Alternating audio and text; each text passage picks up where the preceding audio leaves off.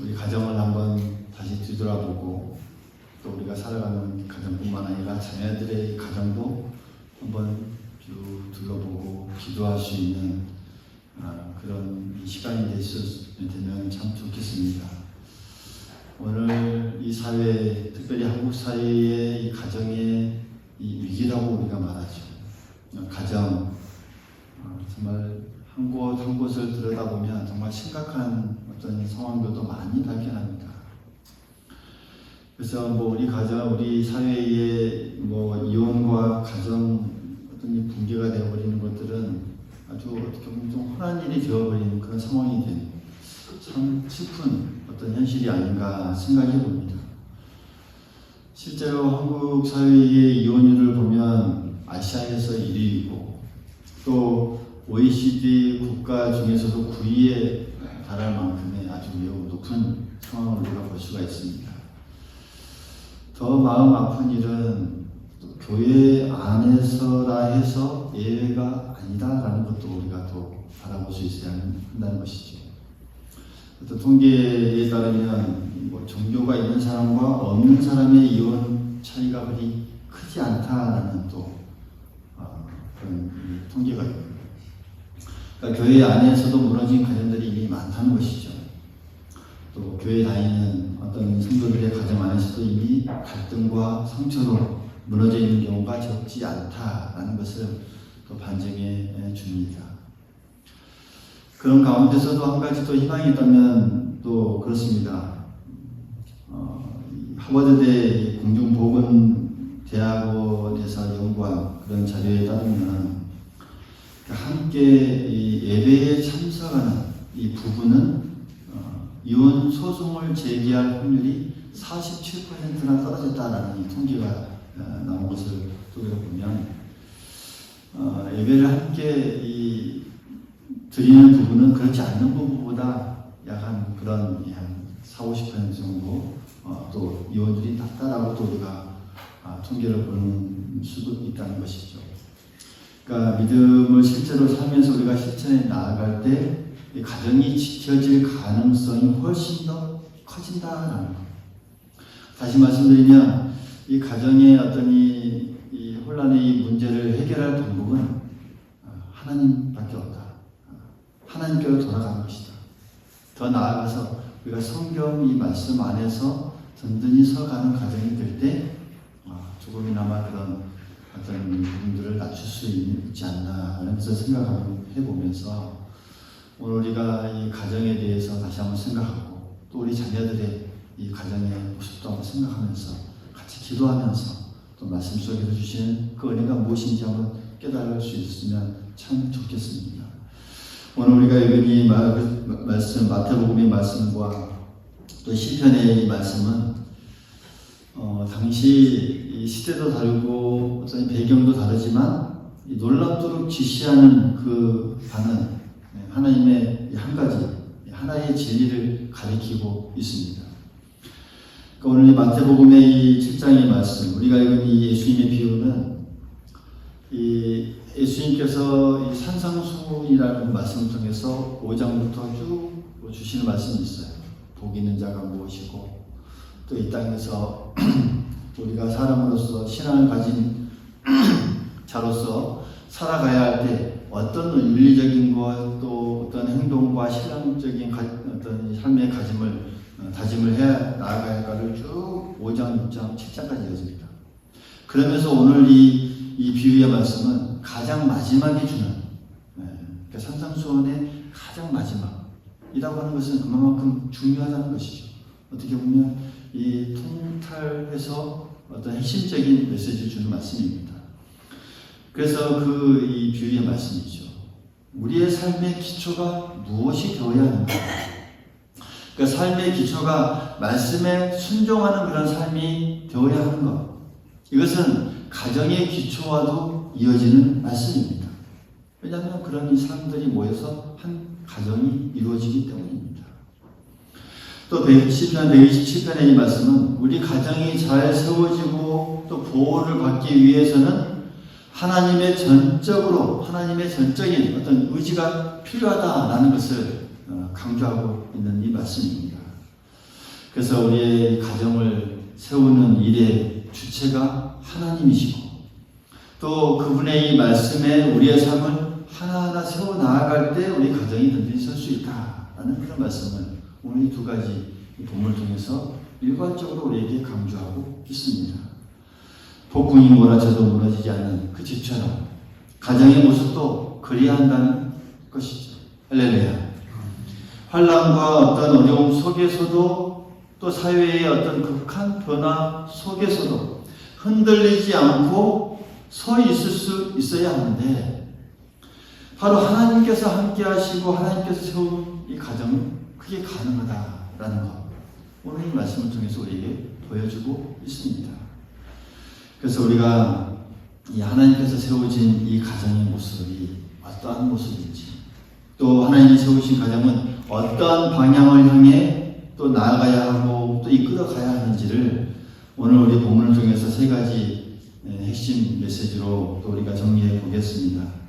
이 말씀을 통해서 우리의 가정을 뒤돌아보고 또 내가 지금 살아가는 가정뿐만 아니라 또 우리 자녀들의 이 가정까지도 돌아보면서 정말 가정들이 그런 가정이 되기를 소망하면서 우리 이 말씀을 정말 가정의 기초로 또 삼을 수 있기를 간절히 소망하겠습니다.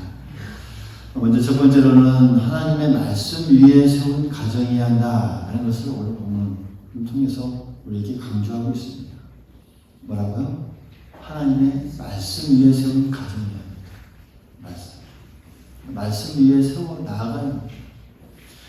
이것은 이 말씀의 반석 위에 집을 세우라는 그런 예수님의 이 가르침과도 연결되는 그런 부분이죠. 그러니까 하나님의 말씀이 가정의 토대 또 기준이다라고 하는 겁니다. 그러니까 가정을 이루는 어떤 이 부모와 또 이 부부와 자녀 모두가 이 말씀을 가까이 하고 그 말씀에 순종할 때 그 가정이 든든히 서갈 수 있다라는 것을 말씀해 주고 있습니다. 예수님께서 말씀하신 그 지혜로운 사람이 오늘 이 마태복음에서 어떤 사람이라고 말씀하고 있습니까? 말씀을 듣고 행하는 사람이었습니다. 결국 행하는 사람, 그 따르는 사람입니다. 우리 가정에서도 단순히 말씀을 듣고 예배만 드리고 그것을 끝나는 것이 아니라 그 들은 말씀을 가정 속에서 실천해 나아가는 그런 노력들이 필요하다는 말씀이죠.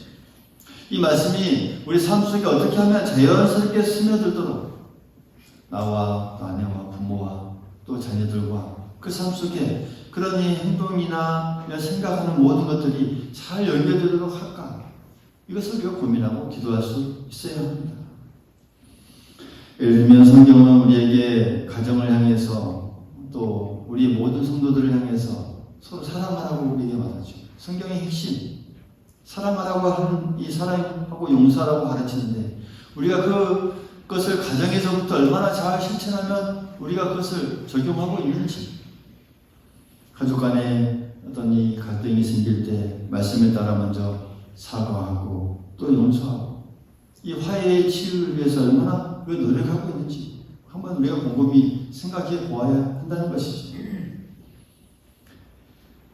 남편들 아내 사랑하기를 그리스도께서 교회를 사랑하시고 그 교회를 위하여 자신을 주심과 같이 하라라고 분명하게 말씀하셨습니다.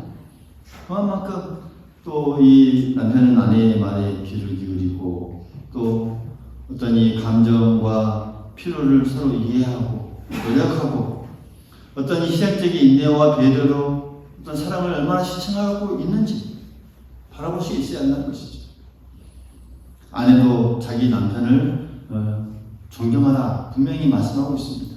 주님을 바라보듯이 좀 부족해도 그것을 더 배려하고 어떤 이 무시하지 않고 깎아내리지 않고 인격적인 말을 통해서 얼마나 그런 말들을 자주 사용하고 있는지 그런 태도를 보이고 있는지 또 자녀들을 향해서도 분명하게 말합니다. 자녀들을 훈계하고 또 교양과 주의 교양과 훈계로 양육하라라고 말씀하고 있습니다. 부지런히 자녀에게 하나님의 말씀을 가르치라고 말씀하고 있는데 얼마나 그것을 자녀들을 향해서 또 우리가 그것을 가르치기를 힘쓰고 있는지 이렇게 하나님의 말씀을 우리 가정 위에 늘 우선순위를 두고 이 말씀을 우리가 적용해 나아갈 때 가정에서부터 우리가 적용해 나아갈 수 있어야 한다는 것이죠. 말씀을 또 함께 나눌 수 있는 그런 시간이 있으면 또 모였을 때 함께 말씀을 나눌 수 있는 그런 여유가 있어야 하겠고, 또 말씀을 어떻게 적용할지 이야기 한번 나눌 수 있는 그 부분도 필요하겠고, 그 과정을 통해서 이 자녀들은 그 신앙의 이 가치관을, 하나님을 바라보는 그런 가치관을 세워 나아갈 수 있는 것이고, 또 부모는 그 말씀대로 살기 위해 자신을 또 돌아보게 됩니다. 중요한 부분입니다. 우리의 이 자녀들이 가끔 또 우리가 가정에 여러분이 집에 오고 또 손주들이 올 때 또 내가 어떤 이 은혜를 받았던 이 말씀들을 또 좋은 이쁜 메모지에 적어서 또 주는 것이죠. 말씀이 기준이 됩니다. 그 말씀을 주면서 그 자녀들도 그 말씀이 삶의 기반이 되도록 내가 이렇게 기도하고 있다라고 우리가 조금 적어서 주는 방법도 아주 좋지 않겠습니까? 여러분, 우리 말씀의 이 중심의 이 가정, 이것은 마치 집을 지어질 때 그 기반이 콘크리트로 단단히 세워진 것과 같습니다. 할렐루야.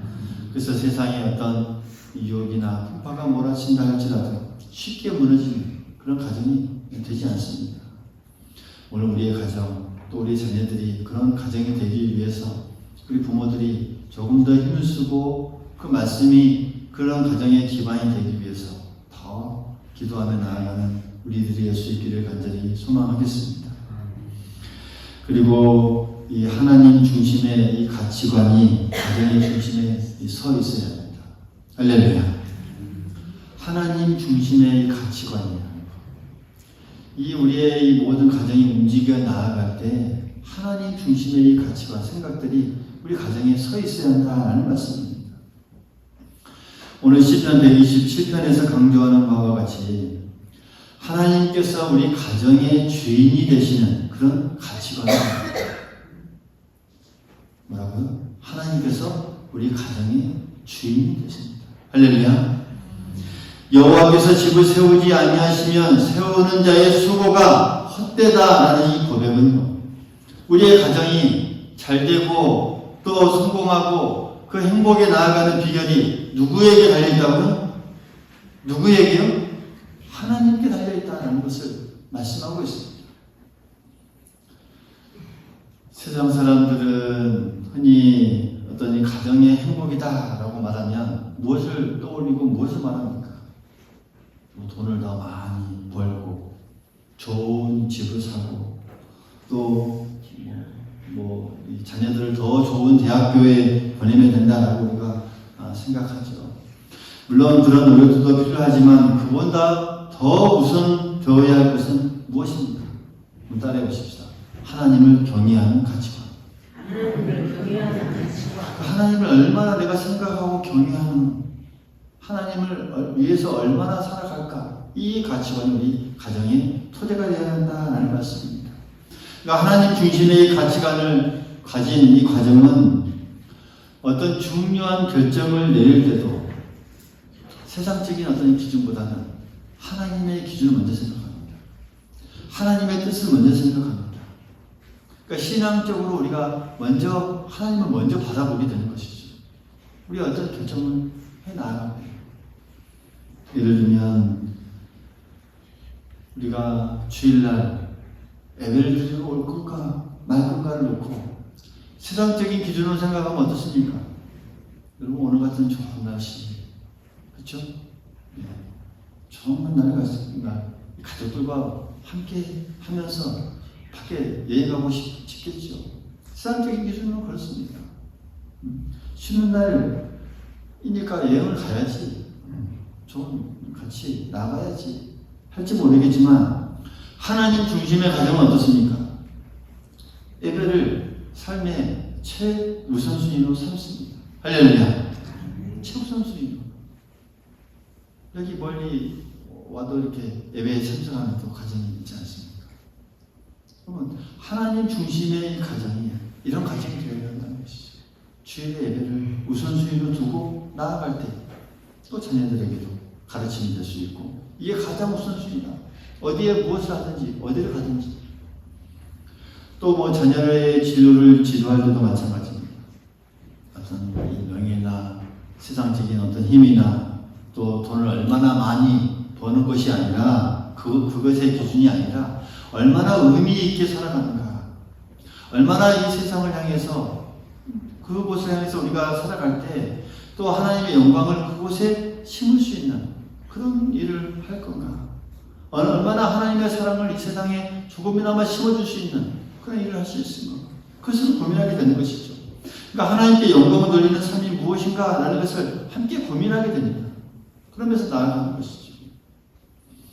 이렇게 가정의 이 최고의 가치가 하나님을 섬기는 것에 둘 때 그 가정은 여러분 하나님께서 책임져 주십니다. 할렐루야. 꼭 하나님께서 책임져 주십니다. 하나님 중심으로 사는 가정에 정말 세상이 줄 수 없는 이 평안과 그 하나님의 그 온유함과 질서가 그 가정에 자리 잡게 된다는 그런 말씀입니다. 여러분, 가정의 우리의 목표와 철학을 하나님께 두는 것 우리에게 중요합니다. 할렐루야. 하나님께서 이 세우시는 가정의 이 두 번째 특징이 바로 이렇습니다. 그리고 세 번째로 보면 하나님을 경외하며 드리는 이 기도의 삶이 이 가정에 있어야 합니다. 기도의 삶. 가정을 든든히 세우기 위해서는 이 기도라는 영적 호흡이 끊이지 않아야 합니다. 계속해서 이어져야 합니다. 오늘 시편 127편 1절 2절에는 말씀하죠. 하나님께서 집을 세우지 아니하시면 세우는 자의 수고가 헛되고 우리가 일찍 일어나고 늦게 눕고 수고의 떡을 먹는 모든 것이 헛되다. 하나님께서 세우지 않으면 그것이 다 헛되다라고 말씀합니다. 순식간에 다 무너질 수 있다는 말씀이죠. 우리의 수고만으로는 이 안 되는 부분이 분명하게 있다는 사실을 잘 보여줍니다. 그러면 여러분, 우리가 어떻게 해야 할까요? 우리가 그렇게 수고해도 안 되는 부분이 분명히 있는데 하나님께 맡기고 의지하는 기도를 드려야 합니다. 하나님께 맡기고 또 하나님을 의지하는 기도가 그 안에 있어야 한다는 그런 말씀입니다.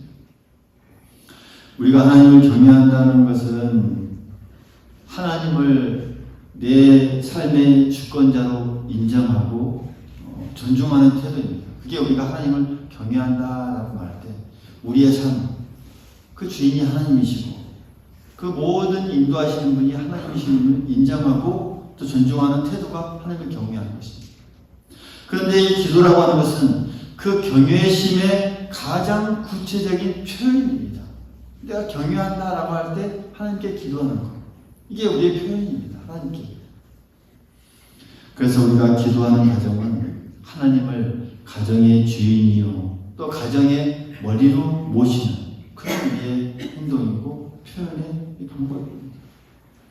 부부가 함께 무릎을 꿇고 또 함께 하나님 앞에 나아가며 기도할 때 그 순간 하나님께서 우리의 가정의 중심에 서게 되어 있습니다. 서 있습니다. 예를 들면 가정에 어려운 어떤 이 문제가 또 생겼을 때 함께 기도하는 것이죠. 그것을 놓고 기도하는 것입니다. 같이 기도하자. 같이 기도하자. 한마디서 나누는 것입니다. 어떤 재정적인 어려움이나 자녀의 문제, 또 앞으로 무엇을 이루고 싶은 어떤 일이 또 있을 때, 또는 어떤 이 부부 사이나 자녀들 사이에 어떤 이 갈등이 있을 때도 마찬가지입니다. 인간적인 언쟁이나 걱정만 계속 늘어놓고 우리가 거듭하는 것이 아니다. 우리가 함께 손을 잡고 하나님의 지혜와 해결을 구하는 그런 이 모습들, 그게 바로 하나님을 경외하는 모습이고 또 하나님께서 그 모습들을 귀하게 봐주신다라고 하는 사실 우리가 꼭 기억할 수 있기를 간절히 소망합니다. 그렇게 기도할 때 하나님께서 우리의 마음을 부드럽게 해주시고 또 문제를 해결해 나아갈 그 지혜를 주실 뿐만 아니라 때로는 우리가 상상을 뛰어넘는 그런 이 방법으로 우리에게 응답해 주십니다. 예전에 저희 가정도 첫째 아들 우리 선유를 낳고 6년 동안 자녀가 없었습니다.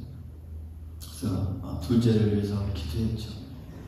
한 5년 넘게 계속 기도했습니다. 근데 우리 부부만 기도한 것이 아니고 그 어린 그 소녀 아들을 놓고도 같이 기도했습니다. 식사할 때도 같이 기도하고 이렇게 해서 또 소녀에게도 기도를 하라고 했습니다. 기도하라고 하니까 하나님 제게 동생을 주십시오 라고 하는 그 기도가 지금도 생각나는데 두 손을 꼭 모으고 어린아이가 4살, 5살 때쯤 된 것 같습니다. 두 손을 꼭 모으고 하나님 제게 동생을 주세요.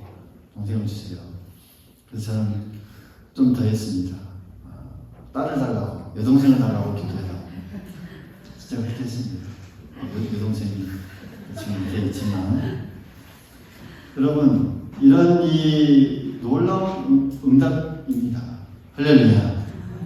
성경에는 여러분 기도로 가정을 지킨 많은 애들이 있습니다. 사무엘의 어머니 한나도 우리가 기억하죠. 아이가 없을 때 하나님께 정말 눈물로 기도했고 하나님께서 그 기도를 들으시고 아들을 주셨을 뿐만 아니라 이스라엘에 정말 위대한 지도자로 세우셨습니다. 초대 이 교회의 건강한 이 백부장 버넬레도 신약성경에 나오죠. 온 가족과 더불어 하나님을 경외하며 항상 기도했는데 그 가정에 이 구원의 역사를 베풀어주는 놀라운 역사 그 가정이 일어났습니다. 이처럼 기도하는 이 부모 또 기도하는 부부 또 기도하는 자녀가 있는 가정 여러분 하나님께서 꼭 책임져 주실 줄 믿습니다. 하나님을 경외하며 함께 기도하는 이 삶 여러분 이 가정이라는 이 집을 지켜주는 든든한 울타리가 바로 이 기도에서부터 출발을 합니다. 기도해야 됩니다. 여러분들이 다 아실지 모르겠지만 또 이런 이야기가 있죠. 한 아이가 없는 부부가 열심히 기도하면서 이제 목사님을 모셔놓고 이제 신방을 합니다. 뭐 그 부부뿐만 아니라 그 시부모님들도 다 참석해서 정상하게 신방 예배를 드리고 목사님이 마지막에 기도합니다. 하나님 아이를 주시옵소서, 잉태를 주시옵소서. 그럴 때마다 아멘, 아멘. 한 소리 옆에 아멘하는 그런 분이 있었어요. 아멘. 주십시오. 그럴 때마다 아멘. 꼭 주실 줄 믿습니다. 아멘. 그리고 얼마 후에 임신했다는 소식이 들려왔습니다. 놀랍죠. 그런데 그 임신한 분이 누구라고요? 모르죠. 시어머니가 임신했습니다. 아멘을 가리해서 기도의 능력이 이렇다라는 것을 조금 풍자스럽게 이렇게 꾸민 이야기죠. 여러분 기도의 능력이 꼭 우리에게 놀라운 것으로 우리에게 다가올 줄 믿습니다. 가정이 이렇게 기도할 수 있어요. 어떤 문제가 있으면 문제를 놓고 함께 기도하고 또 아버지의 고민이 있으면 자녀들에게 털어놓고 함께 기도하고 엄마의 고민이 있으면 남편의 자녀들에게 털어놓고 고민하고 그런 기도가 가정이 될 때 하나님께서 든든히 세워주실 줄 믿습니다. 오늘 우리가 말씀을 정리하면 이 마태복음의 말씀 또 시편의 말씀을 통해서 하나님께서 세우신 이 가정의 비밀을 우리가 살펴보았습니다. 요약하자면 그렇습니다. 가정의 이 든든한 기초는 바로 하나님의 말씀, 그 말씀에 있어야 그 가정을 세우시고 보호하시는 분은 하나님입니다. 사실 이를 위해 우리가 하나님 중심의 어떤 생각과 가치관을 가지고 또 기도하는 삶을 우리가 해 나아갈 때 그 가정이 정말 든든히 서갈 수 있다라는 것을 오늘 우리가 우리에게 말씀해주고 있습니다. 사랑하는 성도 여러분, 세상의 그 어떤 풍파도 하나님의 반석 위에 선 그 가정을 어떤 것도 무너뜨릴 수 없습니다.